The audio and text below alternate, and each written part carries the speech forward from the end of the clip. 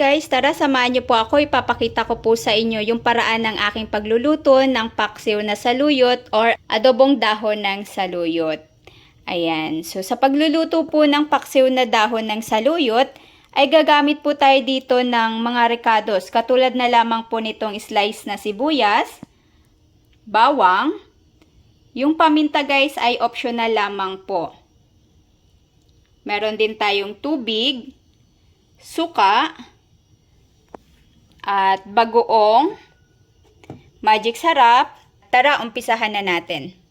So, una pong gagawin natin guys ay lalagyan natin ng tubig itong ating kaldero.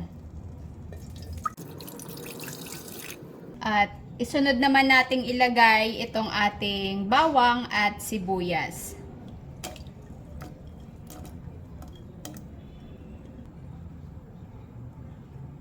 Ilalagay na natin itong ating bagoong sauce.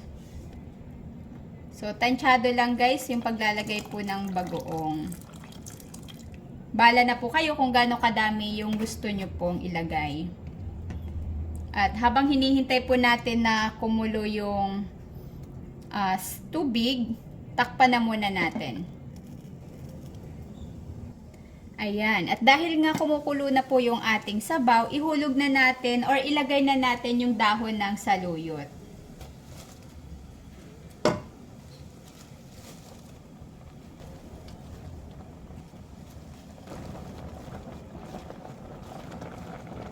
Ayan. So ngayon, takpan na muna natin ulit siya para maluto yung ating dahon.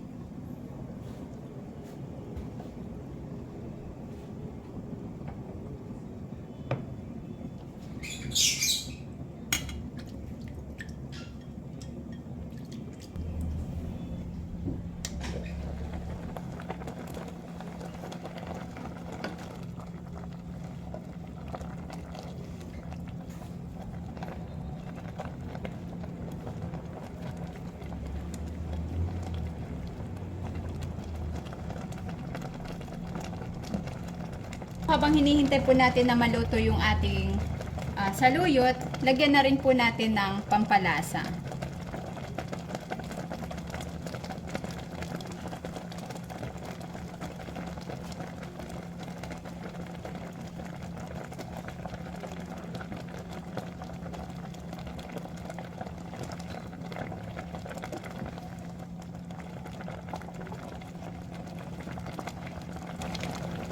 So ngayon, lagyan na po natin siya ng suka.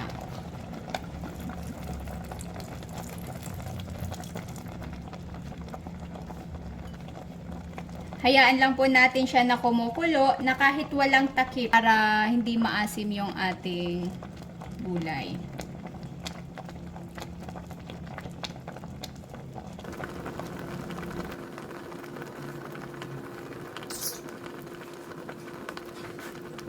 Ayan, so luto na guys yung ating paksiw na saluyot. Ayan, so ganun lang kadali guys magluto ng paksiw na saluyot.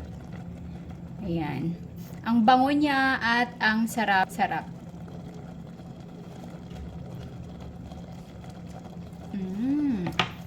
Ayan. So, ganun lang kadali guys.